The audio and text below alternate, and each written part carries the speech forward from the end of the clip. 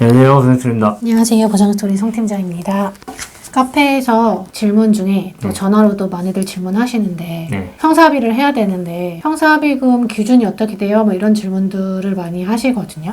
요즘 들어서 그런 얘기 좀 많이 들어본 것 같아요. 형사합의를 할 때 네. 그거를 책정하는 기준이 따로 있나요? 형사합의금은 딱히 책정하는 기준이 없어요. 뭐 진단 주수당 얼마, 무슨 진단당 얼마 이렇게 책정되는 게 없어요? 그런 게 따로 없고 뭐 인터넷 같은 거 검색을 해보시면 보통 뭐 주당 50에서 100만 원 이렇게 산정을 한다고 돼 있는데 그게 또 절대적인 기준이 될 수는 없거든요. 예를 들어서 가해자가 돈이 진짜 한 푼도 없어요. 통장 잔금 50만 원뿐이 없는 거야. 근데 이런 분들한테 형사합의금 500만 원 달라고 하면 500만 원 줄 수 있는 능력이 안 되잖아요. 그냥 내가 처벌받겠다 하면은 사실 뭐 어떻게 받아낼 수 있는 방법이 없는 거거든요. 형사합의는 강제할 수는 없는 거니까. 그렇죠. 내가 강제로 어떻게 형사합의를 받으려고 뭐 소송 가능한 거야 이렇게 질문하시는 분들도 계시는데 내가 강제로 받아낼 수 있는 금원이 아니거든요. 그렇기 때문에 가해자가 형사합의를 포기를 해버리면 못 받아요. 근데 제가 누누이 말씀드리는 게 한 가지가 뭐냐면 어떻게 됐든 간에 단돈 100원이라도 받으면 금전적인 이득은 되실 거예요. 피해자분들은. 그렇죠. 아무래도. 어차피 가해자랑 피해자 두 분이 형사합의를 가지고 서로 협의를 하는 거거든요. 네가 줄 수 있는 돈이 얼마냐? 나는 이 정도는 받아야 되겠다. 이런 얘기들이 오가는 거예요. 예를 들어서 내가 돈이 1,000만 원뿐이 없어. 내 진짜 다 팔아가지고 1,000만 원뿐이 없는 거야. 근데 피해자분이 뭐 3,000원 달라고 그래. 그럼 나는 어떻게 하겠어요? 포기하겠죠. 아이씨.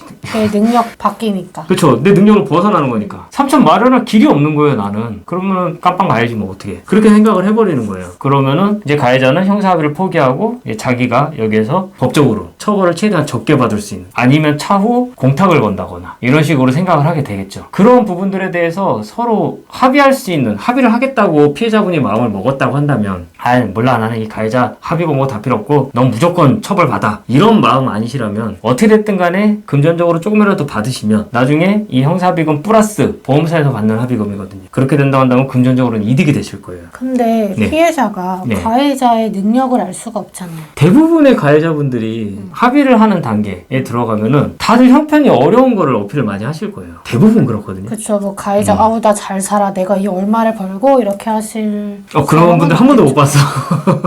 한 번도 못 봤어. 그럴 사람은 없겠죠. 막 제네시스 끌고 다니시는 분들도 막 나 한 달에 뭐 200 벌고요. 카푸어고요. 뭐 어쩌고저쩌고 뭐 해가지고 뭐 돈이 없어가지고요. 항상 이런 얘기들을 하시거든요. 이 형사합의금이라는 게 정해진 게 없고 가해자의 형편. 예를 들어가지고 가해자가 사망사고를 냈어요. 근데 보통 사망사고 형사합의금 인터넷 이렇게 검색해보시면 3,000만 원이라고 나오거든요. 보통 3,000만 원부터 시작을 한다라고 이렇게 써있기는 해요. 가해자분이 월 3,000만 원 정도의 돈을 버는 사람인데 금고 한 1년 정도의 형이 예상이 되는 거예요. 이게. 그러면 이 사람 연봉이 얼마예요? 3억 6천이죠. 이 3억 6천이 형사합의금이 될 수도 있겠죠. 근데 아까 제가 말씀드린 것처럼 피해자가 가해자의 능력을 알 수 없으니까 모르죠. 그게 적당한 금액인지 알 수가 없잖아요. 알 수가 없죠. 네. 그러니까 형사합의금은 정해진 게 없고 협의를 하는 과정 속에서 이런 얘기들이 오고 가면서 눈치껏 진행을 하게 되시는 거예요. 가해자가 돈도 잘 벌어, 돈도 잘 벌고 만약에 이 가해자분이 구속이 되게 되면 이러한 소득들을 못 벌게 될 거잖아요. 이런 게 형사합의금이 될 수도 있는 거고 아까 말씀드렸듯이 주당 50에서 100만 원이 형사합의금의 기준이 될 수도 있는 거고 막 10주 이상 중상해 이렇게 중상해 진단을 받으신 분들이라고 한다면 뭐 1,000만 원, 2,000만 원 이런 게 형사합의금이 될 수도 있는 거고 상대방이 운전자 보험에 가입이 돼 있으면 그럼 해당 급수별로 해가지고 또 아니면 진단별로 해가지고 형사합의금이 또 정해져 있거든요. 운전자 보험에서. 운전자 보험에서 나오는 금액이 형사합의금이 될 수도 있는 거고 그 금액 플러스 가해자가 추가적으로 더 돈을 줄 수도 있는 거고 이런 여러 가지 상황들이 발생을 할 수가 있는 거예요. 그렇기 때문에 형사합의금에 대해서 가해자분하고 합의를 하겠다고 마음이 있다면 그러면 적절한 금액들을 조율을 해보시는 거 아니면 내가 직접 하기 부담스럽다 그러면 변호사 사무실에 도움을 요청을 하시면 돼요. 변호사 사무실에서 이런 형사합의들을 대신 진행을 해드릴 거예요. 뭐